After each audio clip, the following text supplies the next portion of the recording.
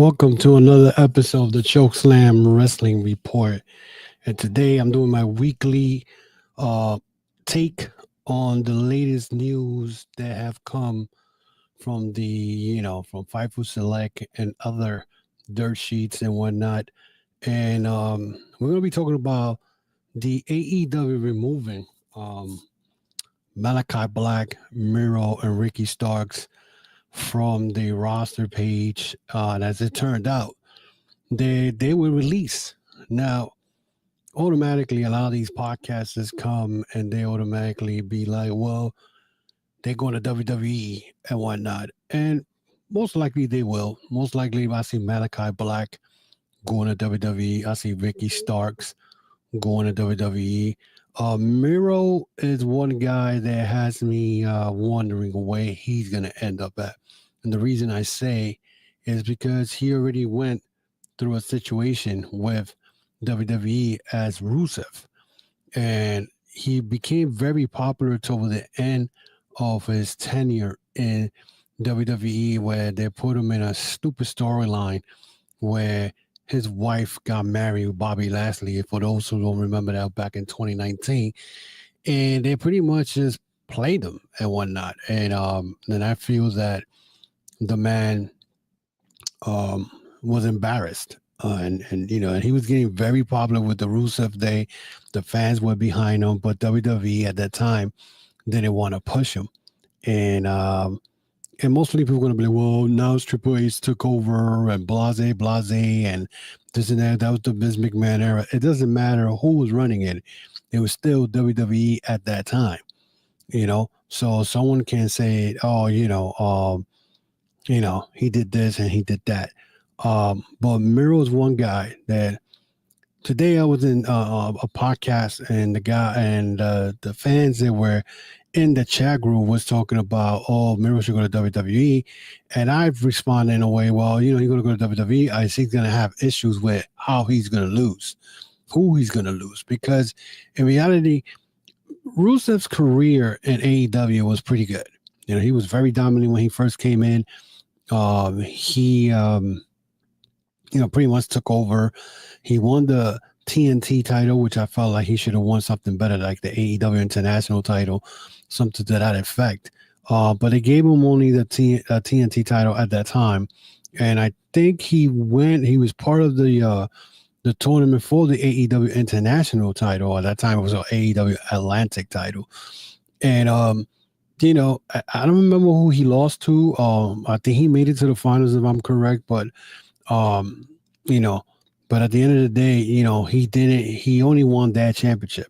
Now, you're probably wondering why in the hell he wasn't pushed further. I think he got hurt at one point. But then there was word that was coming around, which I kind of believe it. You know what I'm saying? When it comes to dirt sheets, some dirt sheets may lie. They're just going to come and tell you bull crap and whatnot. But I remember the first Continental Classic that started in AEW back in 2023. And he did not participate. Instead, he was in a feud with Andrade, a senseless feud. He started a senseless feud with Andrade after the Continental Classic, and everybody was wondering why in the hell he wasn't part of the Continental Classics. And every kind of dirt sheet was saying that the reason he didn't want to be part of the Classic was because there was rumors going around that he didn't want to lose to certain people. Now, that is a problem when you have wrestlers don't want to, put over other wrestlers. I mean, and there was a podcaster who put the video up today also brought up that there was reports saying that there were creative ideas given to him and he did not want to do it. Now, he's not the only one that I'm talking about with that situation. Ricky Starks, another one. Ricky Starks, in a way, I think, I don't know what he did and whatnot. Or he probably made a comment about, Big Bill working with Jericho and whatnot, because then after that, they lost the tag team belts, and then you never saw Ricky Starks again. He hasn't been seen since he came to House of Glory. He just won the Defy World title by beating Kenta this past weekend.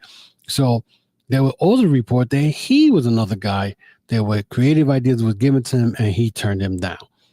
And that is a problem, because when you sign a contract with a promotion, you pretty much have to do what they tell you because that's part of the contract. You can't be talking about, oh, you don't want to do this and you don't want to do that. If you don't like a creative idea, try to put in your perspective. Maybe they'll try to work something out. But just to turn down a creative idea is ridiculous.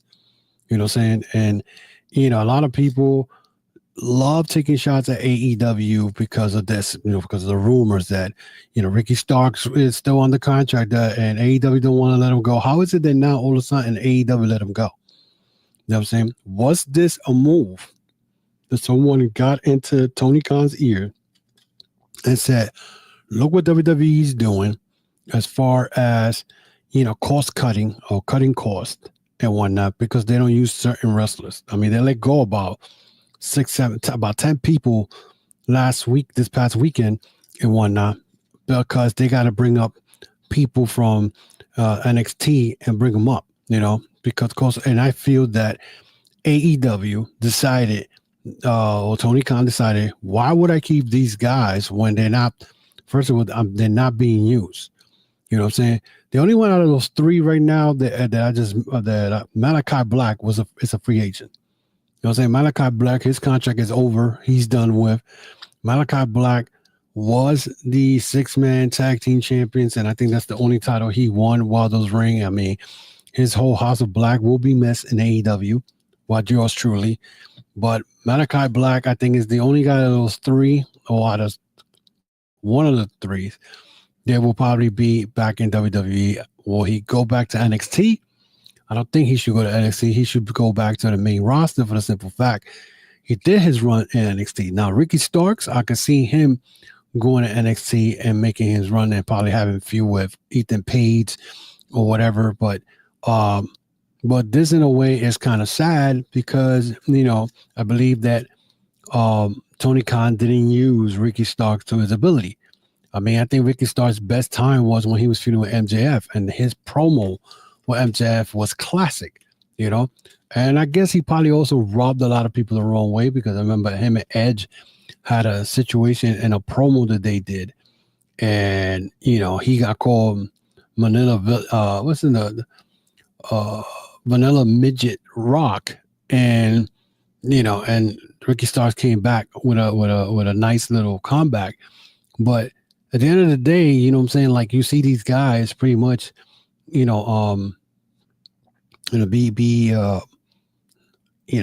not being used actually. What I'm saying? Malakai Black, I think, was the only guy out of these three guys that probably just had a reign only on tag team titles, and that's it. He wasn't really big on much of a big stories or whatever. I don't know. To me, like I said, I think this was a cost cutting situation. Don't be surprised Ray Phoenix is the next one, because what's the point of keeping Ray Phoenix if you're not using him and whatnot? I mean, you get rid of that contract. That's extra money you could spare. Give it to somebody else. And right now, who can they actually bring in as far as AEW as a big name? They don't need to bring anybody else. Let WWE go and take these three guys, because it'll be realistic. WWE is doing the same thing AEW was doing, and that was bloating the roster itself. You know what I'm saying? And you, like I said, you can well see what you saw this weekend as far as them letting people go because they got too many wrestlers and they can't pay them all, and you're not using them. You're not really using them. So as far as Malakai Black, again, I see him in the I see him no doubt in the main roster, the SmackDown or Raw and whatnot. He'll fit perfectly in there. Or he could go and take over Judgment Day. That'd be cool. He'd be perfect in that, in Judgment Day. You could see Miro. Like I said, he can't use Miro because most likely he's going to use Rusev. If he comes back to the main roster, it's going to be big. He's going to get a big pop for the simple fact that he was very popular before he left WWE in 2019 going to 2020. So he left on a bad note. And when Ricky Starks, I mean, he could come in, probably either, like I said, go to NXT or go to me to SmackDown and be, a partner for Cody Rhodes or whatever. But I don't know if they got a 90-day clause. If they do or they don't, that is still up in the air.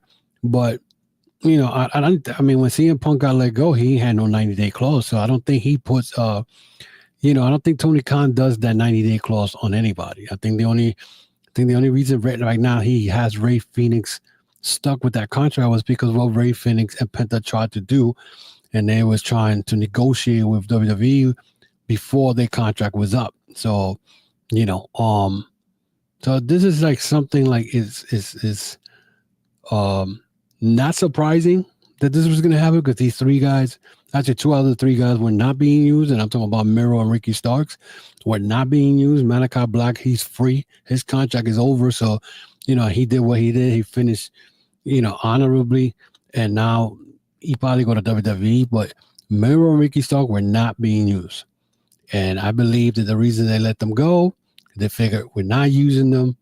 We get rid of them. We'll get the money.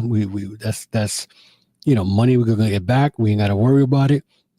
Especially now that the AEW is not doing big arenas anymore. They're doing very small arenas. They know that you got the big guys, the guys with a big contract. We're talking about Okada, Mercedes Moné, Will Ospreay. These guys have big contracts, so now you have to trim the fat. You know what I'm saying? You got to start letting go of some of these guys that you're not using, or they're not.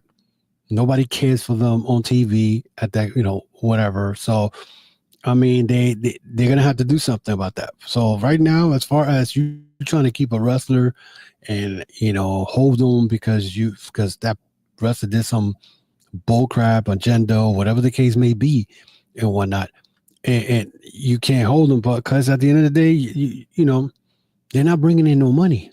So I think in a way, Tony Khan probably saw what WWE did this week, because, well, even though WWE were using some of these people, but they still let them go. I'll give you a good example. WWE had the Good Brothers. They weren't using them. They were not coming on TV. You know what I'm saying?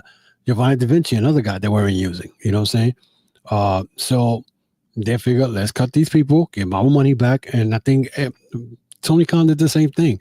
You really don't see that type of thing with Tony Khan. And if you really think about it, they just signed Elias, to Ring of Honor. And they just fired, one of the Bear Country guys because of domestic violence he had. You know what I'm saying? So Bear Boulder, that's the guy who they let go. So, you know what I'm saying? So they're trying to get their money back and whatnot. And now, you got that big, you got that big show coming up in July, the All In Texas. So you're going to try to, see if you can sign somebody who's going to be a big name, whatever. I don't think they need anybody right now, but it is what it is. So,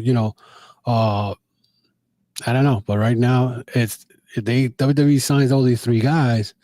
Well, all these guys are going to fit. I see, like I said, Ricky Stark, I see him in NXT. See, depending. If Cody could get him into the main roster, you know what I'm saying? He could get him in the red. Malakai Black, he should come to the main roster in WWE. And then Miro, like I said, Miro, if Miro comes back, he's going to get a good, big pop. No matter what. He coming in as Rusev. Remember, he was very popular as Rusev Day. They had Rusev Day shirts and everything. Comes back, he's going to get a humongous pop. And I won't be surprised he shows up at WrestleMania in some capacity. You know what I'm saying? I mean, WrestleMania still got to April, so we'll see what happens. So, guys, thank you for listening. Let me know what you think of all this. Let me know, what your thoughts are. Leave me your comments, your feedback on this situation with the Malakai Black, Miro, Ricky Stark situation. Let me know what you think about it. I will keep following latest reports on this and whatnot. Again, follow me on social media, on Facebook, Instagram, X, and whatnot. Also, check out my TikTok, the Chokeslam Wrestling. So you can follow me there. Also, subscribe to the YouTube channel. I got tons and tons of contents in there, and check it out. The latest, we were talking about the WWE releases this past weekend. So check that out and let me know what you guys think about it. Again, follow me on Sundays. Every Sunday I do a live podcast talking about the latest news in wrestling and whatnot. And guys, if you I'll be live. If you guys have any questions, anything while I'm on the live stream, feel free to leave me questions about this, the title and whatnot. So we'll see what happens. So until then, guys, I guess we'll see you guys soon.